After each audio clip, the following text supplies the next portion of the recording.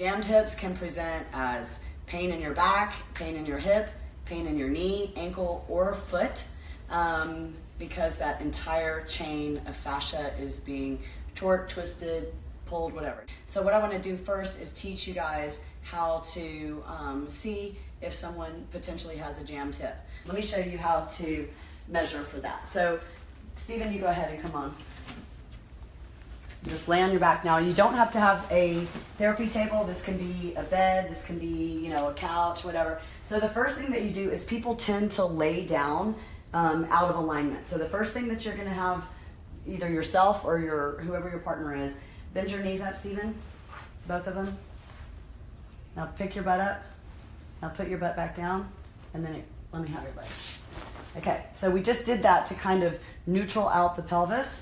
And then I'm going to take his feet, and what I'm looking for is the ankle bones right here. As you can see, this leg is short. Do you guys see that? This bone is higher than this bone. Y'all see that? Mm-hmm. We're all going to blast ourselves, and I'm going to kind of teach it like a class. So I actually do like to blast with the Master Blaster first, and I do like to use a hip flexion angle. I want to show you guys the anatomy of the hip. So if you look, we're talking about little intrinsic muscles that attach on the femur head. Okay, so this is part of the psoas here in the iliacus.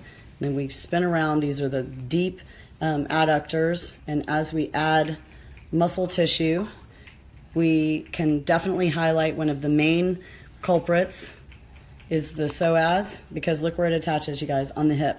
But also look, we have all these adductors. I'm going to keep spinning it around. Then we have the piriformis, and then the back side of the adductors. Then we add on our abs. Look at all of these muscles. This is why I have the boys starting with their quadriceps, because the muscles of the quadriceps, here they come. Look where they, look where they attach. All at the hip socket, okay? This is our tensor fascial lata, which we'll get to, and then we have on the back side all of the glutes. So there's lots of layers. What I like to start doing is working in this ridge here and then down to the knee. So remember, even if you're loosening the tissue here in the middle of the quad, like the guys are doing, you're also loosening the tendons that attach at the hip socket. And then same thing in the back. If we blast our hamstrings or we blast our adductors, again, look where that goes, right up into that hip capsule. Now, even if you don't have a partner and you're headed to a chiropractor or a physical therapist or someone who's going to do the pull out, it's still a really good idea to prep the tissue and get it ready for that, traction. Okay, sit down. And the reason why is because I want you getting all the way up here. We're going to prep the tissue with the Master Blaster, and I want you going all the way from the hip down to the knee. Oh, you're turning red. Okay, so is everybody red all the way up to the hip socket? Yes? Yeah. Mm-hmm. Okay, so then I want you to take the blaster, and you can do this with the Master Blaster or the regular one, and we're going to go sideways across the quad tendons. You want to get way up in that hip socket. I'm right where, the hip joins the leg. Anytime that the hip is, elevated up into the socket, you're going to put more weight on it, and then there's going to be compression on that side. So anywhere through the low back, anywhere into the SI, any of those piriformis syndromes, sciatica, TFL, IT band syndrome, all those things could be related to a jammed hip. So this is a great tutorial for just like a catch-all. It's really important to cross fiber and come up into the actual hip socket. And as you can see, we're all red. Feels good, right? Mm-hmm. So we went till we were red, and now we're going to move on to the inner thigh. I like to stretch the fascia out, so when I do inner thigh, I actually do kind of get in the split and come like this. So I think the mistake that a lot of people make is that when they're treating the hip, they only treat up here, and they don't take into consideration that all of these adductors, all the way from the top down to the knee, attach. So let's squirt up. We're going to do hamstring, high hamstring, okay? So make sure when you're doing hamstring that you get the high hamstring. Yeah. So the key on this one though is you really do want to get all the way up to the glute hammy tie-in, because that's where the trochanter of the femur head is. So you want to really try to get almost on the bone of the femur.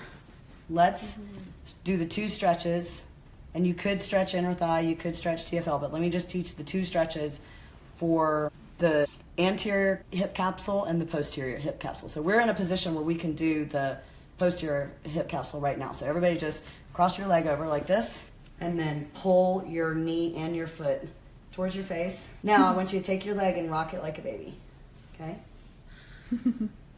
So what you should feel is like a flossing of the femur head in the socket in the back. Give it one nice big hug. Then we're all gonna do this stretch. Okay, so what you're gonna do is get in a big, huge lunge. The reason for the lunge of the front leg is because it stabilizes the pelvis, okay? So if the leg gets back here, then you won't feel that stretch. Okay, we're just gonna stand up. Let's try the first little test. Anybody get a crack? Okay, so let's talk about how to pull out hips. So I know everybody does not have a therapy table, so I'll show this to you on the therapy table, which could be your couch, your bed, you know, whatever you have. We're gonna start with Steven. So come on down. I wanna see if we fixed his leg length discrepancy with just the fascial blasting technique, or if he needs a little traction, okay? Okay, so his is still jammed.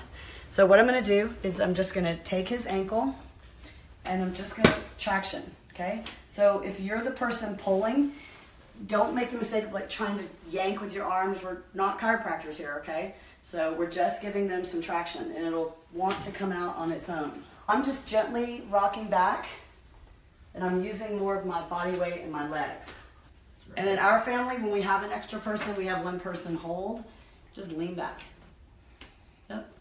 It's really pretty gentle. He now has even leg length. And so in terms of fascia and symmetry, this is huge. Can you see it? Mm-hmm. No smoke and mirrors here, people. This is real hips being pulled out. All right, stand up, see how you feel? Good. Better? Got my magic legs back. He got no legs.